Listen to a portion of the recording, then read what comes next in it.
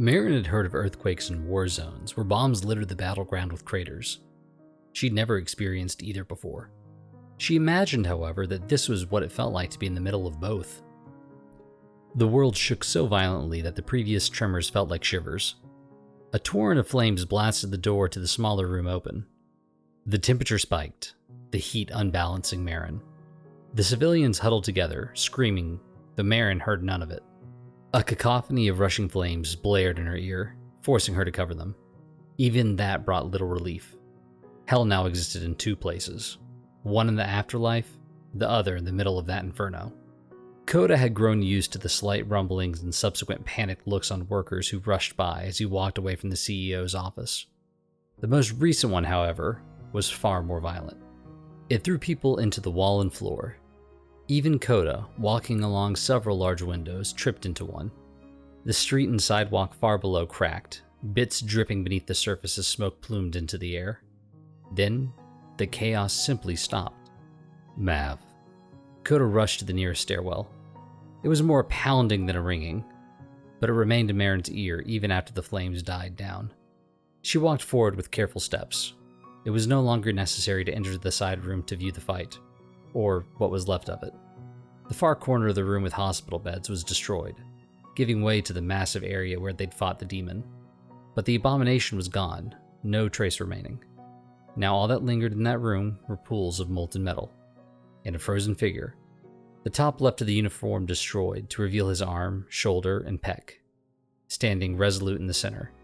Chest jutted, arms out, and chin held high. Praise be to the flame bearer, the middle-aged woman standing beside Maren said. He who brings warm light to us in the cold darkness. A murmur of praise rippled across the tortured civilians who'd followed her. They fell to their knees, their voices growing louder.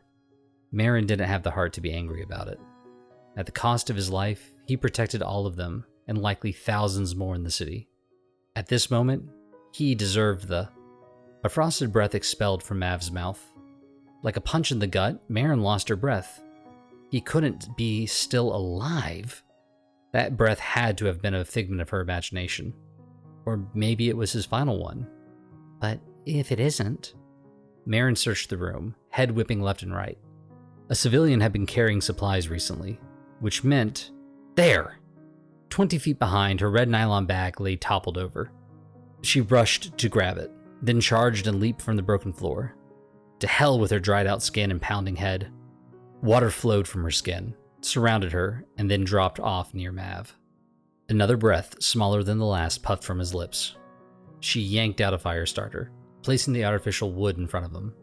She had to be fast, but careful. If the wood caught fire from the heated metal, it wouldn't warm Mav. She lit a flame inches from his feet, and then draped her warm blanket around him. Not good enough.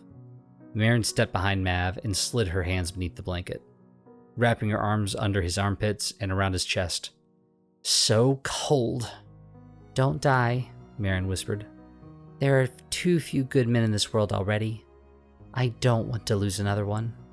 Still not enough. Mav let out a small breath, head fuzzy by the warmth.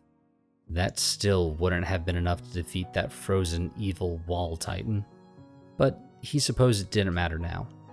It had been strong enough to deal with this problem. Hopefully all the kidnapped victims were safe. And Maren. Maybe Coda would look out for her. They'd get into legal trouble over this, wouldn't they? Suppose that was the one good thing about dying. He wouldn't have to deal with the consequences of his actions. Then, oddly, the warmth faded. Mav grumbled. Why were his limbs growing cold? Wasn't he supposed to become one with the great flame titans and experience eternal warmth? No, he wasn't cold. He was freezing. Mav opened his eyes. A small fire flickered before him. Not held in frigid palms, however, but in a makeshift campfire at his feet. A thick red blanket wrapped his upper torso. A slender, shivering body held him from behind, both propping him up and warming his chest.